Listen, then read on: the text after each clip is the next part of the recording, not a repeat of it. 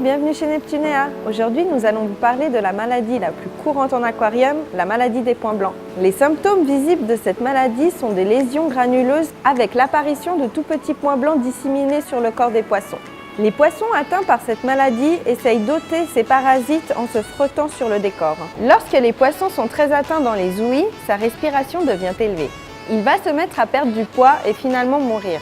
Ces parasites sont uniquement vulnérables que lorsqu'ils sont en pleine eau à la recherche d'un nouvel hôte.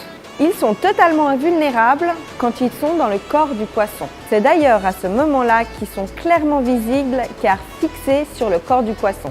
Les points blancs apparents ne sont qu'en fait une réaction infectieuse dans l'organisme de l'animal. Une fois que le parasite aura contaminé le poisson, il se laissera tomber au fond de l'aquarium. Il va se diviser et engendrer 1000 autres parasites. C'est la raison pour laquelle il est indispensable de traiter le bac dans son ensemble, plutôt que retirer le poisson malade et le traiter séparément.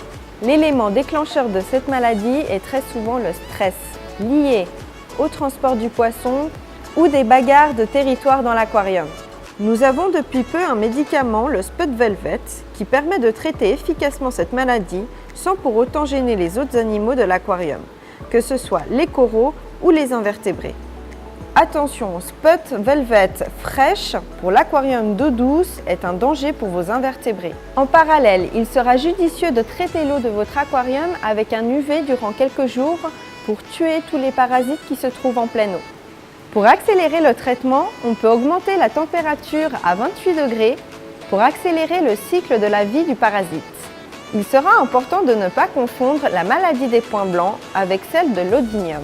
Les symptômes sont un voile blanc sur l'intégralité du corps du poisson, mais qui est beaucoup plus contagieux et beaucoup plus mortel, il faudra réagir très vite. Ce sera un plaisir de vous aider. N'hésitez pas à prendre quelques photos de vos poissons malades avant de passer en magasin. Nous avons également quelques livres sur la maladie des poissons. Au prochain numéro, nous vous parlerons de l'alimentation et du nourrissage de nos animaux. Merci d'avoir regardé et à bientôt!